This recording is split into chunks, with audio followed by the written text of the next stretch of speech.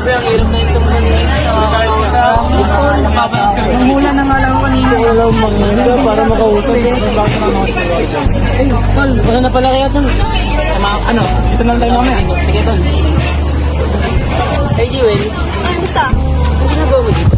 nag-aanap ako ng papasukan ngayong college. May napili ka na ba kung saan mo sugalan? Wala, mahal nga ng university eh. Oh, bakit di mo subukan yung pinapasukan mo ngayon sa St. Vincent College of Pabuyong? Anong course ba hindi mo eh? HF? Magandang HM course din. Oo naman. Magkano naman ang tuition fee nila? 20 per sem. Affordable nga. Saka ako mag-enroll. What if igala mo na rin ako? Sige ba? Sana bro.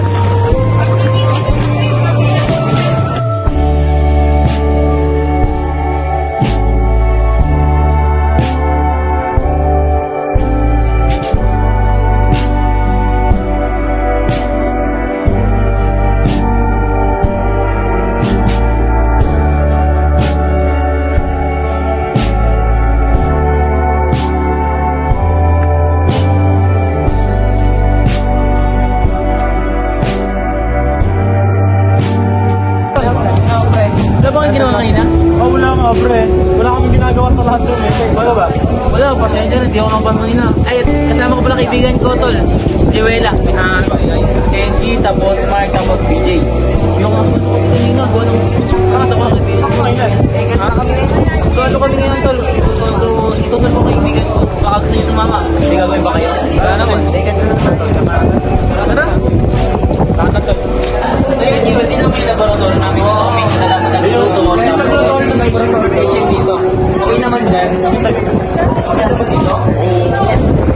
Ang ganda nga ng environment dito sa SPCC, no? Tsaka ang lawak ng laboratory. And tama nga yung sabi ni Edric na may proper grooming dito ang students. Sabi ko naman sa'yo, isang dito, bakit dito may control? Mga pala, Jiwen. Ito pala kami. Gusto mo, samahan ka na namin. Samahan niyo ako? Pwede. Sige, samahan niyo ako. Bakit? Problema. Parang may nakalimutan ako, Tol. Baka... Play tayo dyan. Tol, dito na ako, Tol. Gilid. Saka muna, samahan yung kaibigan ko, ha? Tol, wala tayo problema. Ano, Jiwen? Sure, ganito ka na talaga. Oo, maganda naman dito ah. Ano tingin niyo, pre? Kasi, maraming pulis dito. Nag-medication dito. Kagaya ng ano? Kasi yung paano mambuli sa mga estudyante na nasa. Lalo na pag yung mga transfer dito. Alam na agad. Kasi minsan, pag yung mga transfer dito, lagi na pagpuro. Lagi na kasapay. Ito, pinag-uusapan mo. Sama namin yung mga kaibigan niya yun. Kasi, para para na dito po, kaya nga po. Sabi ko lang sa kanya na maraming estudyante dito na sunod-sunod mga kamera tayo. Pero wala pa naman. Maraming madaming dito ha. Lalo na pala sa uniform, di ba? Maraming mahuhulog sa mga estudyante dito. Lalo na pag maraming pulis. Lalo na kasi pag maraming estudyante. Alam na alam nilang sinusuko. Na lang din siguro ako mag-enroll dito. Hanap na lang ulit ako ng bago. Pero ikaw, Nasa iyo pa rin yun. pero isa din. Actually, hindi na ako ah.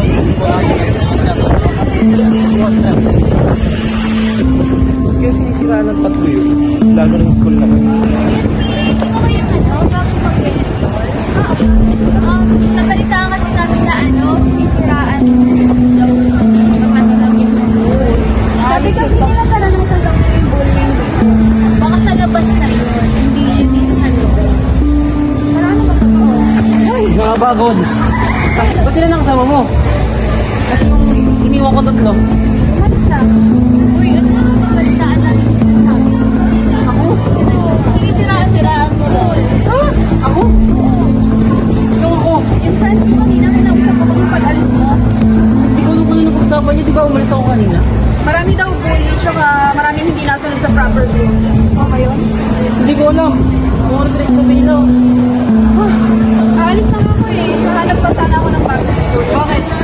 Pangit daw dito eh. Kung mo ibig sabihin na, niniwala ka sa mga yun. Okay na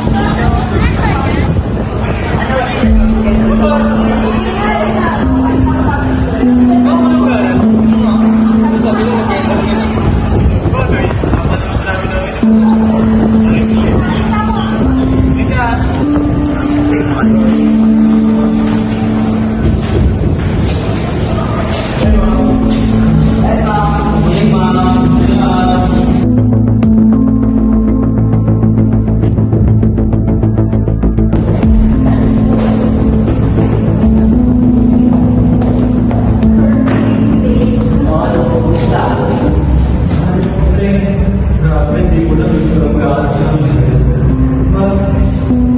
Anong ginagawa yun? Linis na ako. Ano ba? Yung problema yun.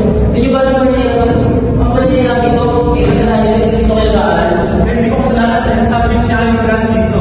Eh kasi sila kayo yung tol, yung mga estudyante tol. Tumigil na kayo, may nag-aaral ako dito kasi mas pinakinggan ko yung magandang momento ako sa school na to. Gagawa. Okay, sige. Pagkakas. Ano ba problema mo tol? Ano ba problema mo? Ano ka?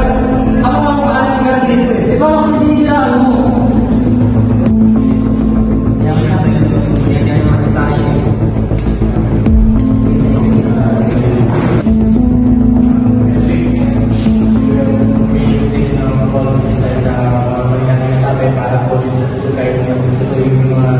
Sabi namin, para na kaya lang yung mga dito, yung ginawa natin sa